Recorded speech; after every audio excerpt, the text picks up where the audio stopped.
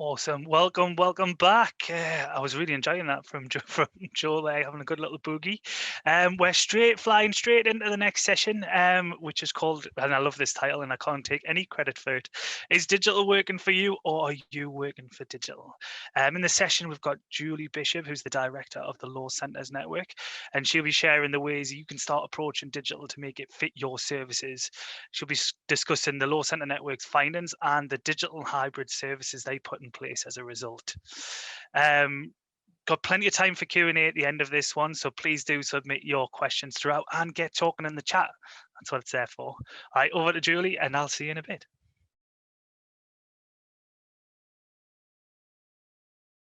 Hello, everyone.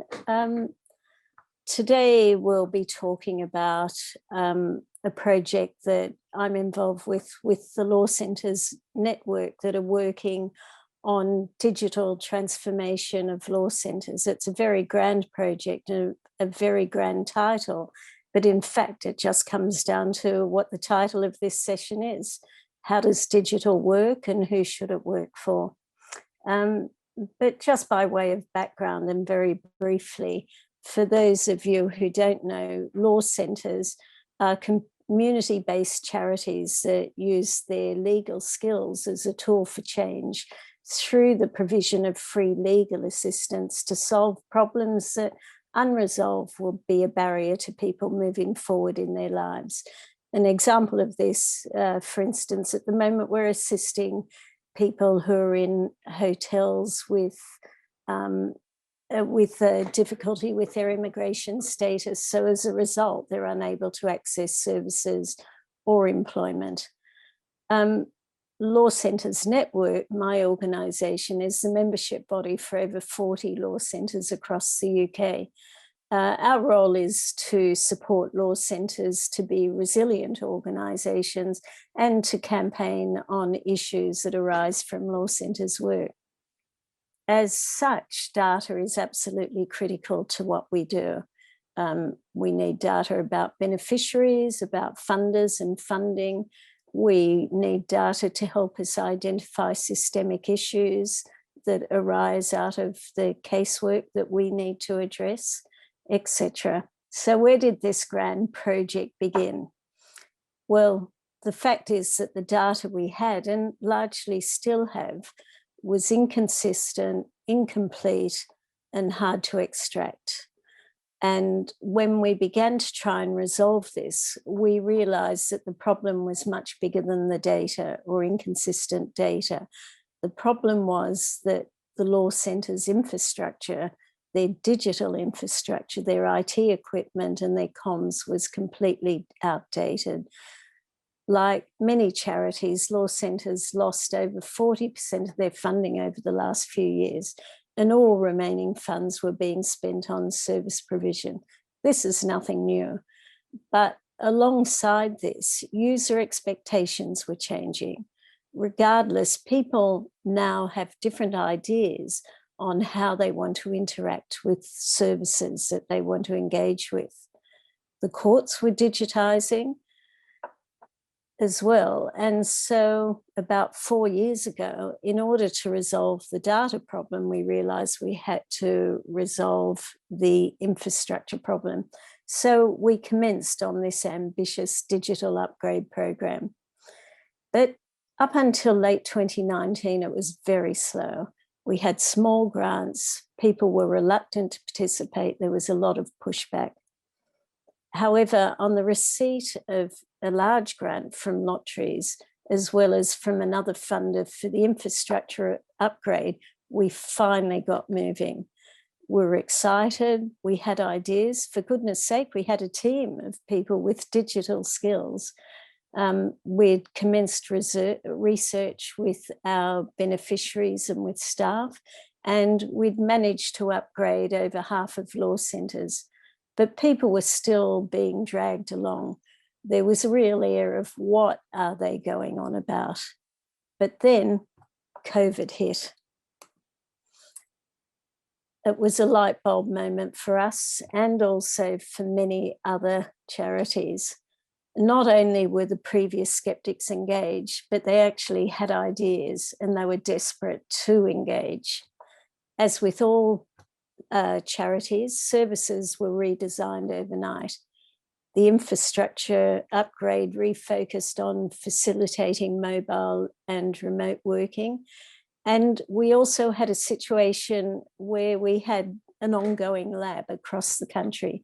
New ideas and services were being tested each day, each week, each month, and we were sharing those experiences.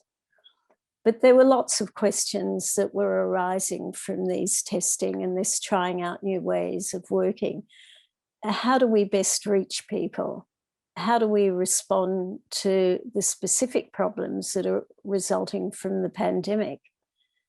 How do we best assist the new people who were coming to us who weren't the traditional users of law centres? And alongside that, what was happening to our regular service users? Where were they? Where have they gone to? How could law centres best respond? How could Law Centres Network best support law centres to respond? Importantly, how could we support the law centre staff? And how could we enable law centre staff to better support each other? Really critical question we asked was, what have we learned over the first 6 months of the pandemic that must be done in person? And how could we at Law Centres Network work smarter and share learning from each team across the organisation? An example of this is that the digital team pre-COVID had been doing research amongst beneficiaries of law centres about how they access law centres.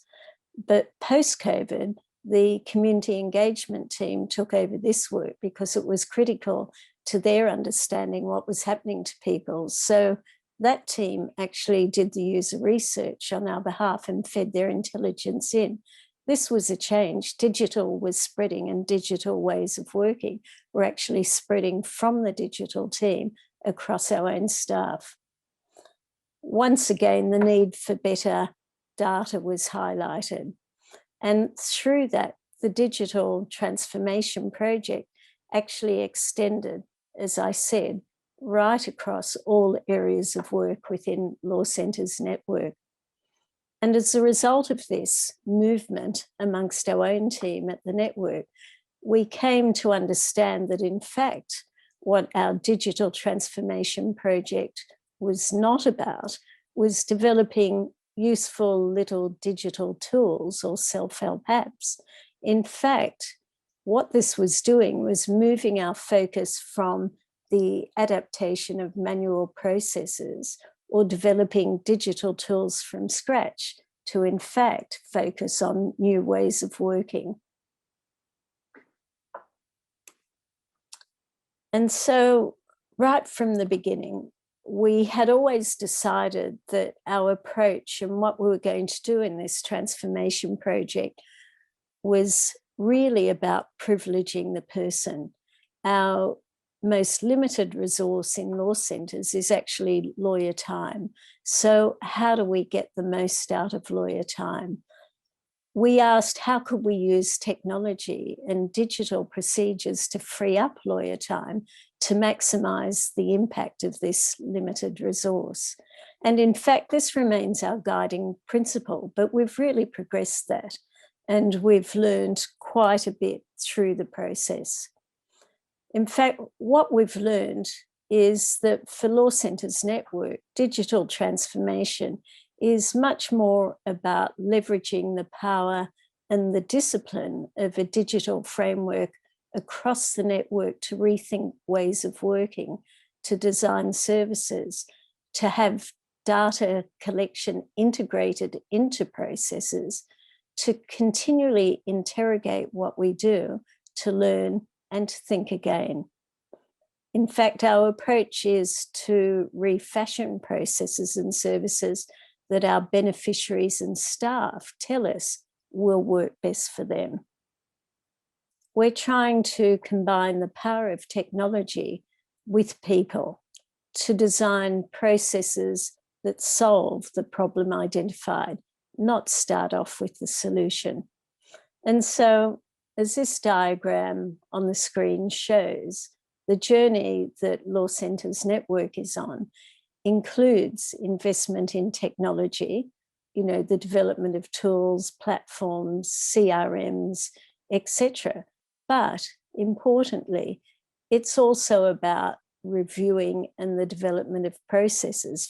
For instance, developing policies about how best to use digital, developing guidelines, measurements, mechanisms, and absolutely the most important of all, which those of you working in this know already, it's the people. And by this, I don't simply mean employing people with technical skills, but rather our focus is on skilling up all our staff so that they can engage with us. They can understand what we're trying to do, and they can join us on the journey and benefit from the developments as they're made. And in doing this, we're assisting behaviour change, we're enabling collaboration, and we're enabling engagement.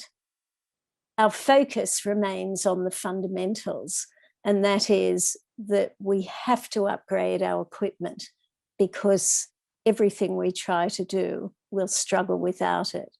We need to understand what we don't know. We're trying not to assume, and when we're trying to talk to the end users themselves, not to proxies. And we've learned that this is the best way, because every time we do this, surprises come from this research. So our main focus remains on the problem to be solved. But of course, this is complemented by cross-organisation learning that feeds into that approach, as I've said before. And so this has led us into a set of design principles. In taking this approach, we've determined that any solution we develop should be so straightforward and convenient that anyone who can use digital services will choose to do so. But for those who can't, they're not excluded. And so this involves a number of things that are on this slide here, where our design principles include using third-party platforms and tools, only developing those elements that we must. We're trying to follow familiar design patterns. We're making as much as we can reusable, accessible, inclusive, and we always try to have a familiar user experience. Importantly, we share data across the systems. We want to enter data only once, but we want to make it available to other systems. And we want to collect data passively. So it's collected as part of a process rather than an extra step whose only purpose is to collect data. And we need to collect data to help with our continuous improvement and learning. Most importantly, our design principle aims is not to replace human interactions, but rather to facilitate them. And so an example of how we are implementing the elements of this law centre as a platform is that we use a common infrastructure. The common infrastructure really is just a centralised cloud-based set of services that are necessary for law centres. The common infrastructure will track clients and data across all channels, regardless, WhatsApp, email, text. It'll have centralised document management. It consistently captures data from clients and staff in a coherent manner. That is, what this common infrastructure does is it handles client communication, document management, content management, and data storage. And specifically, we're using Microsoft 365. For the communications, we're using Teams and Twilio. We've got some legal case management software. And we're developing a whole lot of back office functionality, human resources, fundraising, volunteer management, grant management, etc. And we may develop this back office functionality using Salesforce, but that decision hasn't been made yet.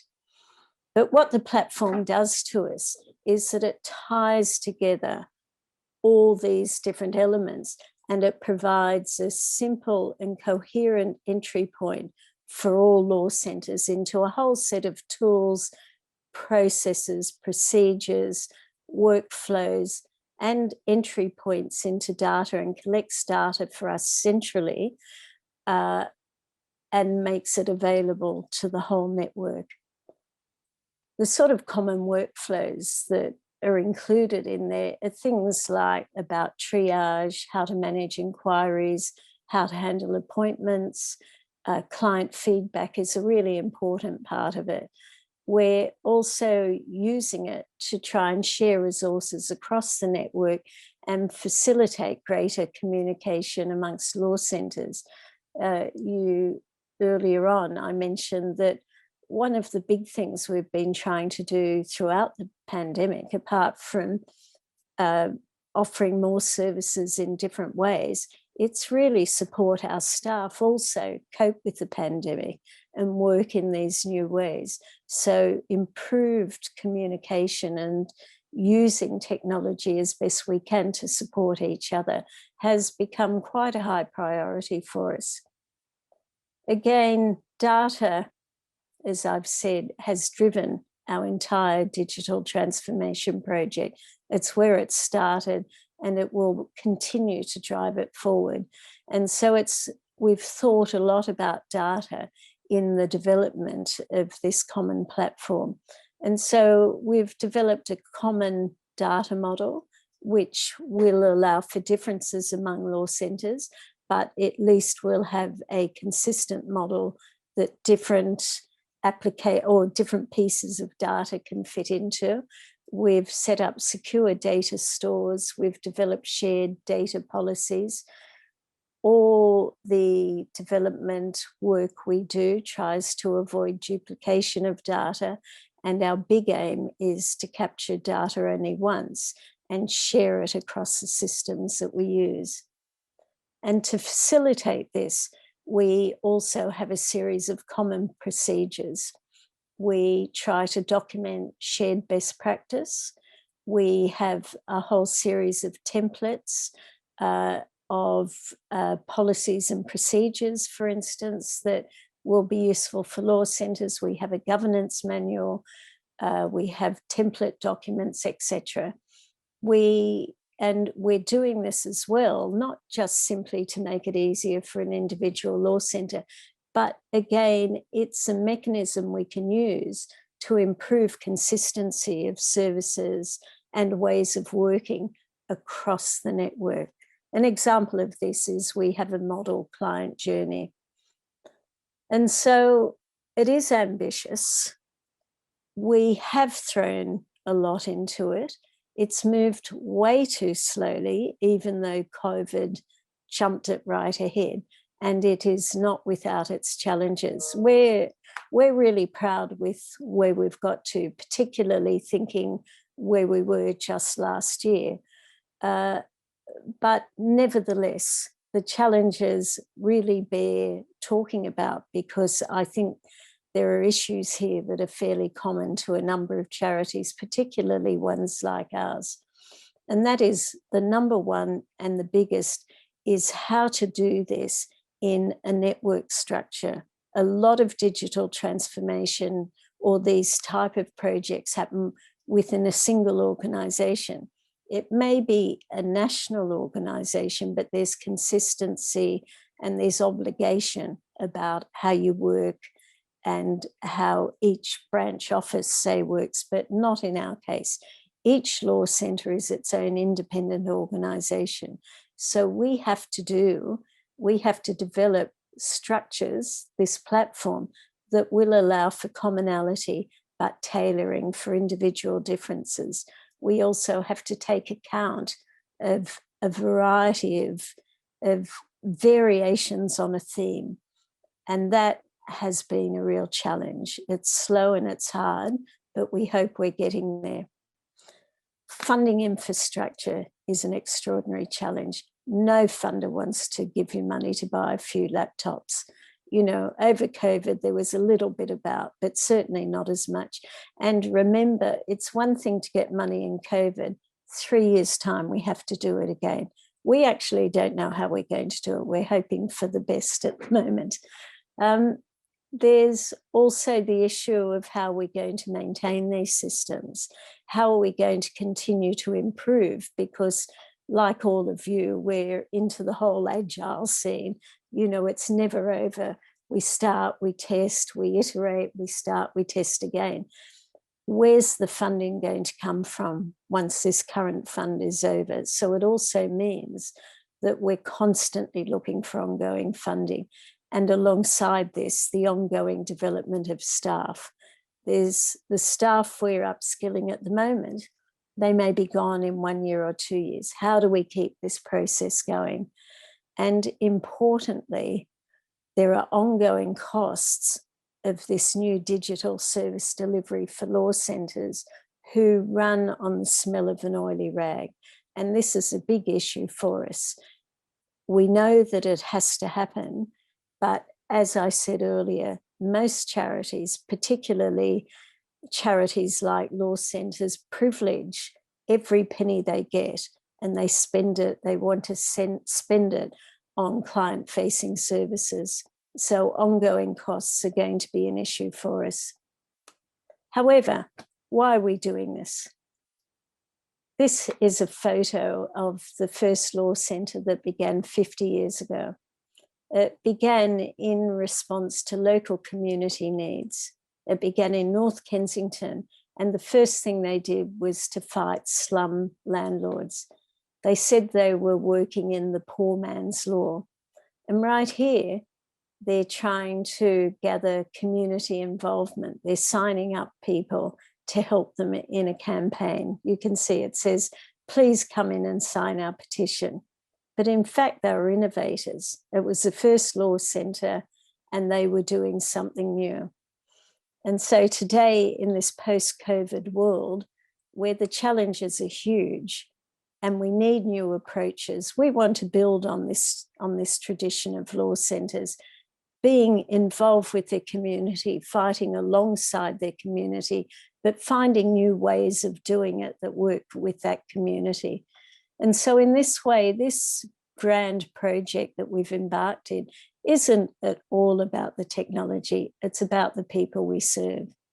And so for us, doing digital well will be critical for keeping this dream alive into the 21st century. Thank you.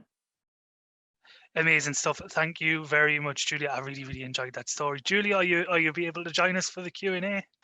Hello, Julie. Hello. Oh, you're on mute there. There you go. How are you, Julie? Excellent. Thank you very much. Hi, everyone.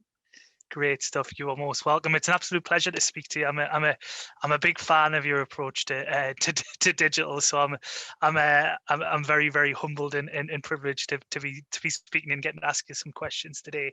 And we've got a lot. But first of all, thank you very much for that amazing presentation and for walking us through your journey and your digital story. It was really quite empowering to hear. I'm going to jump into the questions, Sure. if that's all right with you. The first one up is from an anonymous attendee who says, you mentioned using Salesforce. Why did you choose them? And also, did you use a partner to help implement Salesforce? How long did it take to onboard? Yep. We use Salesforce centrally at our organisation, at the mothership, so to speak, in the national office. Law centres themselves don't use Salesforce.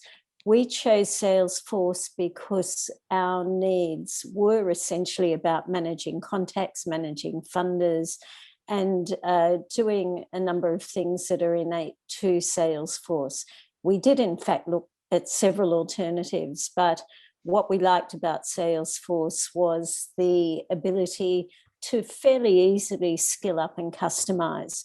And in fact, we did use someone initially, but one of our staff members is quite expert at Salesforce now and is able to implement additional features for us. But we are considering using Salesforce now to develop something for our law centres, and that's to use it not to capture client data, but rather to assist with back office functionality, fund grant management, volunteer management, contacts and things like that.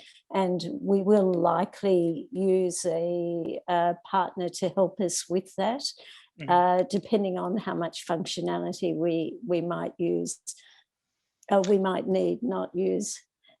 Yeah, but it's not the main CRM for law centres. That's important to say. It will sit alongside other tools. Yeah, and I think that lies a really great point you made during the presentation, actually, which was you look at customizing versus using third party, and this is becoming a bigger topic, I think, in the sector, and something we've started to talk about, that build versus buy sort of side of things. Like, when is it the best time to build something bespoke? When is it the time to buy something? I'm really interested to get your take on how you decided to go down which avenue is necessary, and what's your process for that. Well, there's a very simple answer: money. Of course. So the first thing we look at is what's the cheapest possible thing we can do. But on top of that, one of our design principles is don't develop it if there's something else out there that we can adapt and use. And it's obvious why we would do that. But the other thing is that we will only build something if there isn't something there, or if we need it to be integrated. Because one of the big things that I also mentioned is that our aim is to enter data only once. And to enter data only once across a variety of systems, you need to have all your systems integrated in some form or other. So, to go back to Salesforce, and I'm not just saying this because they're your sponsor, it has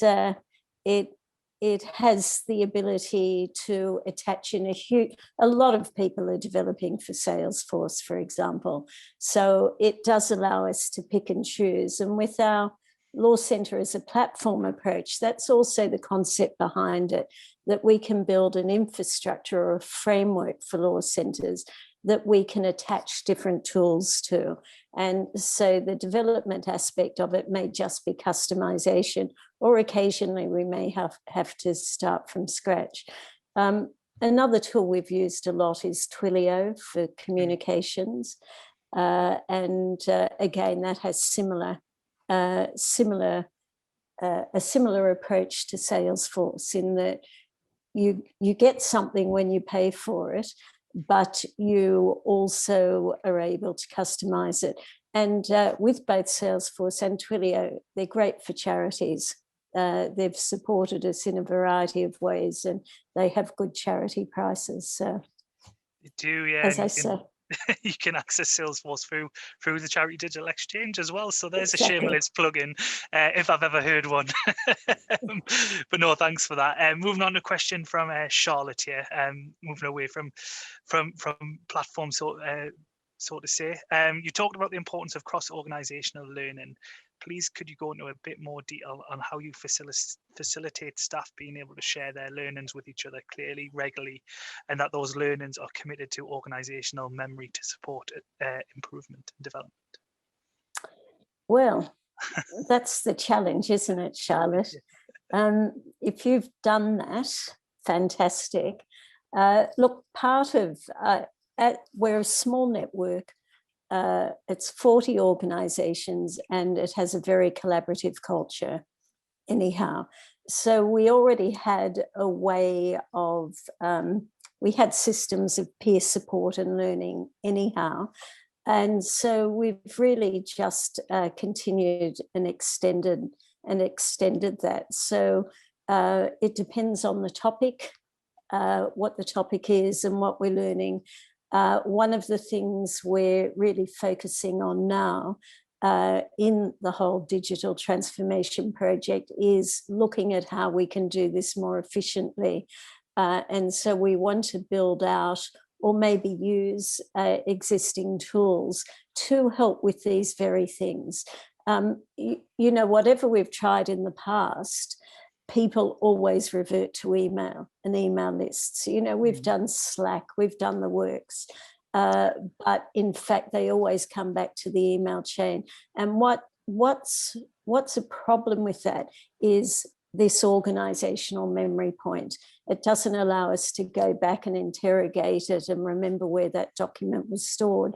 So part of what we're doing with the Law Centre as a platform is we also have a whole section called Knowledge Base, where we will grab some of these tools, we'll store it there, people will be able to access it, but it's a work in progress.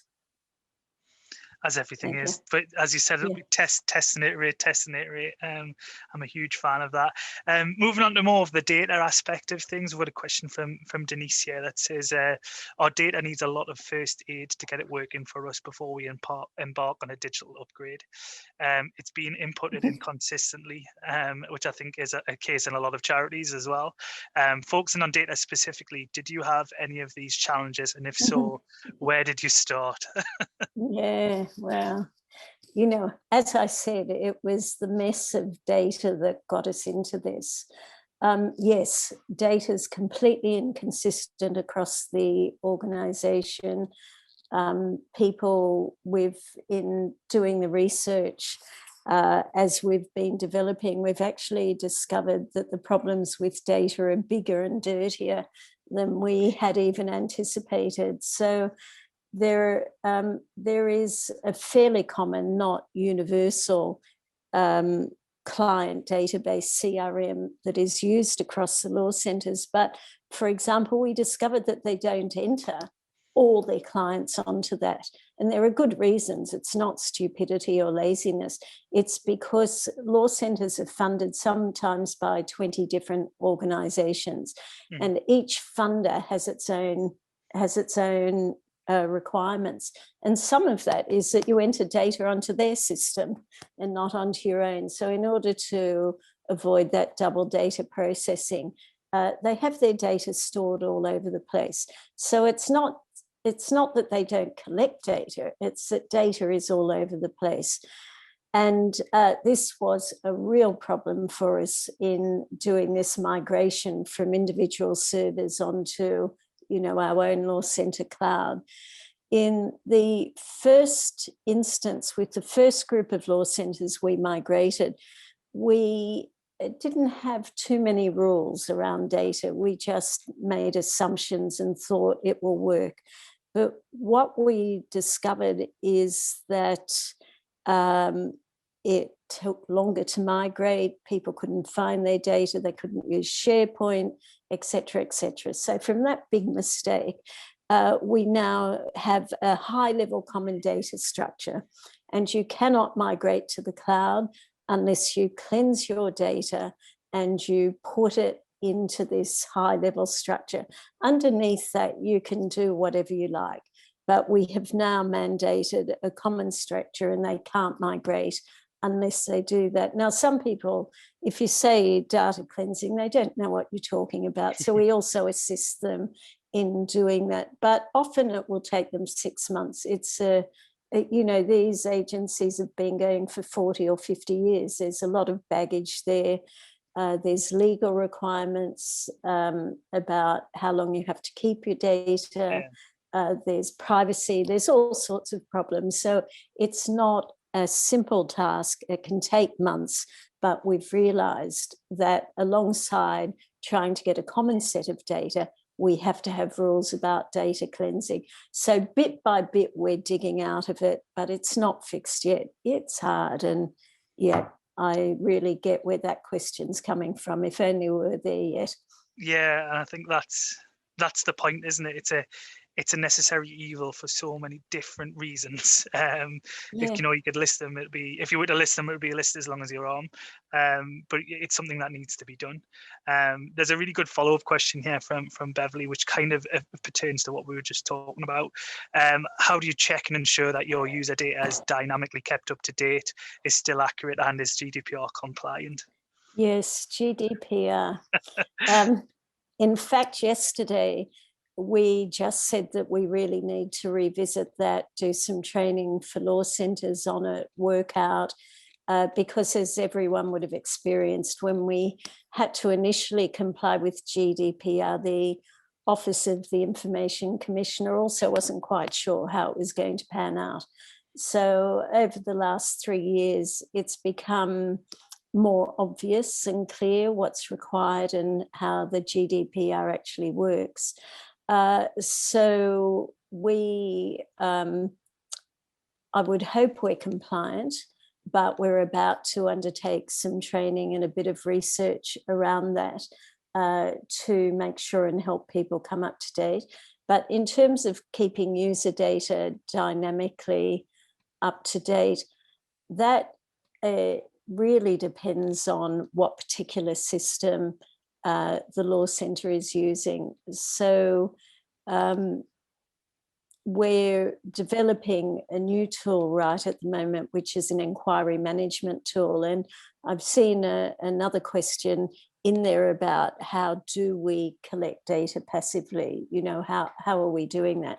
Mm-hmm. And this is an example of dynamic user data, and also how we do that is that the concept is that people, our biggest problem at law centres and the biggest problem for many client facing charities is managing demand. Who do you decide who gets your service? Is it really the person who knocks on the door hardest or not? So there are many aspects to solving this problem, but one of them is to develop this inquiry management tool, which will allow clients to contact individual law centres in whatever manner they want. They can WhatsApp, they can SMS, they can use the telephone, but every single client, every single contact will be treated in the same way. And what we capture in doing that is what their problem is, what they need help with, etc. That data doesn't get stored into the law centre's CRM until they're actually taken on as a client. And so that phase ensures consistent data collection from step one. And then there's a process which decides whether they become a client. And then that same data will go to that database. So that's an example. But in terms of what does that give us? In doing it this way, we will have nationally something we've never had. And that is a mechanism for knowing and understanding who we can't serve. We know who we serve, we know why we serve them, but we don't really know about who we can't serve and why. And that's very valuable data for us. So this little tool, it's very basic, is really enlarging our whole data journey and our intelligence that we can learn from to improve services. Incredible stuff. Well, we've got time for one more question, so I'm going to squeeze this in. You mentioned people as part of the sort of your digital trifecta that I put up there, which is obviously critically important. A racing man. Yeah, yeah. And that also led to sort of the COVID being the light bulb moment for people within the law centres network. How do you think you'll be able to replicate or continue that moment as we kind of come out of the pandemic? Do you think people's minds are forever changed, or is there more work still to be done? Yeah, we're facing that already, actually, because people, jumped in, they wanted to do it, they were scared about how they would manage to continue providing services and things, so they were receptive in a new way. But 12 months on, people are thinking, maybe we'll just go back to what we were doing once we reopen. And so what we're actually doing at this very moment is talking with people and trying to understand what we learned during the pandemic, how people were able to access centres, whether it was better or worse, what staff learned, what worked better for them. what is a good digital service? You know, we know what a service is. We know that digital works. We know Zoom works. After all, it's just a telephone call. But what makes it so that the person who we're speaking to feels that they've been listened to, that they've been respected, etc., etc. So in answer, how do we keep it going? We don't know. But what we're doing at the moment is really trying to engage and work out what were the best things and what was rubbish. You know, we all tried rubbish stuff, and just get rid of that and really start to build. And with the hope that some of these tools or this approach we're taking won't be scary for people, because most people think, why am I spending that money when I could be out there helping one more person? And anyhow, I know nothing about this stuff. Don't talk to me. So we have to do it in a way that's not scary, that's affordable, and where they don't think we're putting robots in their place. You know, that they understand that we're trying to enhance and make it easier and respond to people how they want to be responded to, not what suits you as the service provider. And they're very much part of the process. Exactly. Well, Julie, I could speak to you all day, but unfortunately we've got to move on. So thank you very much for joining us for the Q&A. If you'd like to continue chatting with Julie, you can do so over in Remo. It is break time. We can head over there now. Thanks, Julie. I'll give you an opportunity to say goodbye to everybody before we go into the break. Okay, thank you, everyone. And please, I've seen a lot of interesting things in the Q&A. My email's there. Please contact me directly. I'd love to talk, particularly the person who asked about collaboration. Very interested. Thank you. Amazing. Thank you, Julie. So it is break time now. As I said, you can head over to Remo to get touch base with Julie and everybody else who's heading over there. There's a lot of people interacting with Remo Space today. So I'm told, I believe the link's going to be in the chat any moment. We are going to be running our second Energizer for the day. First up, we have a very nice, soothing presentation from Coopsies, where Philip Anthony from there is sharing some of his tips on how he's using digital throughout the pandemic, to the backdrop of some really nice music, and that's going to be followed by our very talented Nick Wyatt, who's the growth marketing executive here, with a nice little bit of guitar work. See you in a bit.